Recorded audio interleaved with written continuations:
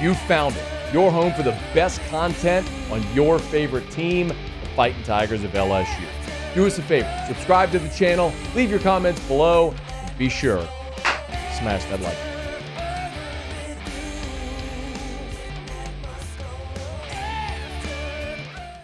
I got really excited about Harlem Berry a couple of weeks ago when Ryan Clark was here. RC coached Harlem Berry and Bryce Underwood in the 7-on-7 tournament down in Florida about a month ago, and he raved about Harlem Berry. So I was super interested when I saw this piece at Rivals, and it was I'm trying to get you the author's name, excuse me. It was Marshall Levinson, who's a national recruiting analyst for Rivals, and he put together comparisons for some of the top players in the country for 2025. He basically gave their NFL comp. And for Harlem Berry, I'm not going to bury the lead here. For Harlem Berry, he comped him to Christian McCaffrey, which is super high praise. But here's the write-up. Finding an accurate comparison for Berry is an interesting challenge. Looking at the NFL, the answer for most dynamic running back is McCaffrey. In the high school ranks, Berry is the answer for most dynamic running back. He goes on to say, while the 49ers star playmaker is a bit heavier, the skill set follows along the same lines. He talks about the elusiveness being undeniable, notes that McCaffrey is known as an elite receiving threat, as Berry has proven his worth in that department in the 7-on-7 scene. Again, more on that in just a second. And he notes McCaffrey has the ability to take over a game from the running back position, not an easy task in such a passing-driven era. Berry's skill set and athletic profile make me believe he can have a similar style at the next level. So, if you're an LSU fan and you have a recruiting analyst comping Harlem Berry to Christian McCaffrey, you're pretty jacked about that. And when you look at their high school profile side by side, and they have this embedded in there, Harlem Berry, the number 17 overall player in the country, McCaffrey was 77. But Berry's the number 2 running back in the country, this is according to Rivals. McCaffrey was the number 3 running back in the country.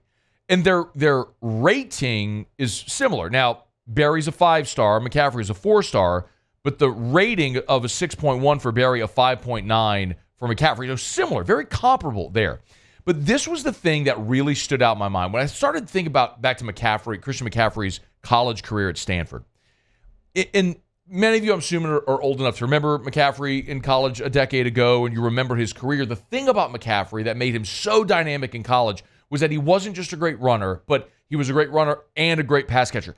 And he returned kicks, and he returned punts. He did it all. And every time he had the ball in his hand, you held your breath. I mean, it was very reminiscent of Reggie Bush. I'm not saying he was Reggie Bush, but if you follow kind of a decade apart, Bush was that 03-04 timeframe, 3-4-5. McCaffrey was a decade later in like 14, 15, 16.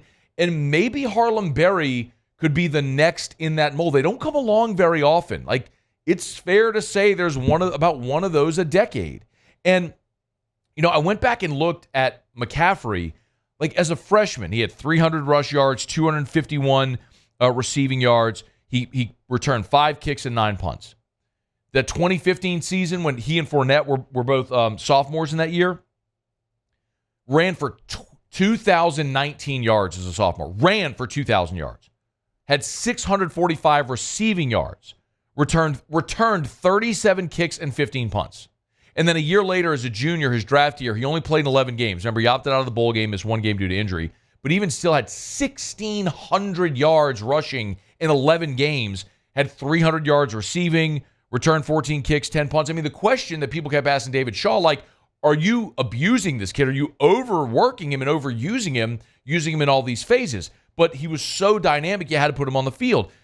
And I thought of it because when Ryan Clark was here a couple of weeks ago, we brought RC on to talk about Bryce Underwood because RC was the 7-on-7 coach for that tournament, the 7-on-7 tournament down in Orlando a couple of weeks back, and he had Harlem Berry on the team as well. And while we were talking about Bryce Underwood, RC also talked about Harlem Berry. Listen to what he said about, again, a running back in a 7-on-7. Listen to what RC said. If Harlem Berry doesn't become one of the most dynamic football players in college football. Now, With Harlem, though, it could be. He only gets 12 touches a game, though. You know what I mean? Yeah. Like, he's not going to be Leonard. You know, it's going to be 12 offensive touches and returns. But in those 18 touches, like, this is a dude that could be 160 all-purpose, 200 all-purpose yards a game for LSU. I mean, listen to him talk about the all-purpose. And, like, if you go watch the highlights from that 7-on-7, Harlem Berry catching the ball and moving in space, making a guy miss, getting upfield. Like, he looks fluid like a receiver, but he's playing running back. You know, and this is something we have not seen much at LSU, just because you're talking about a guy that's so dynamic with a different skill set. Those guys, if you just follow that trajectory, you go like, all right, there was a Reggie Bush, and then a decade later, McCaffrey, now maybe Harlem Berry. Again, I'm not trying to put that pressure on him, but I'm not the one who made the comp. Like, in my lifetime, the only LSU running back like that was Kevin Falk. And Kevin Falk, when he left LSU, it was the SEC's career all-purpose yardage leader, and still is, by the way, 25 years later, because he was a dynamic running back.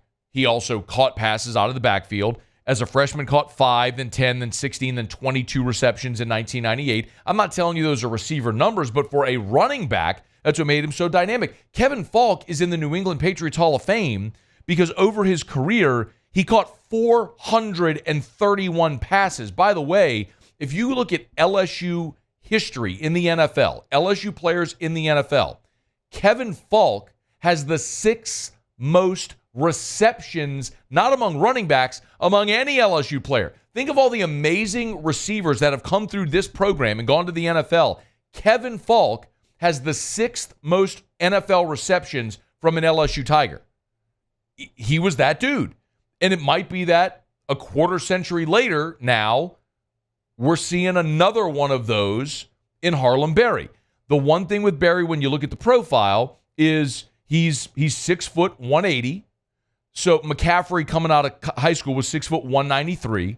So you'd like to see Berry put on a little bulk and hopefully not lose the speed, the straight line speed, and the athleticism, the shiftiness, the ability to make you miss. But you can kind of see the type of athlete we're talking about.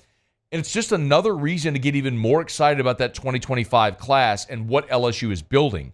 Because if you're adding Bryce Underwood, who is we use generational talent too much, but when you look at his rating, I mean, he's comping to guys like Bryce Young coming out of high school, like Trevor Lawrence coming out of high school. These amazing 5-star guys that went on to have great college careers. I mean, Bryce Young won a Heisman. Trevor Lawrence won a national championship as a freshman.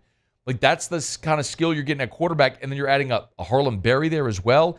Yeah, like, I'm trying to contain my enthusiasm a bit, but making that comp to that type of player and having it color the comments that RC made here a couple of weeks ago, just underscore, bold, italic, exclamation, what the expectation should be for a guy like Harlem Berry, a 5-star from St. Martin Episcopal, coming into LSU for the 2025 season.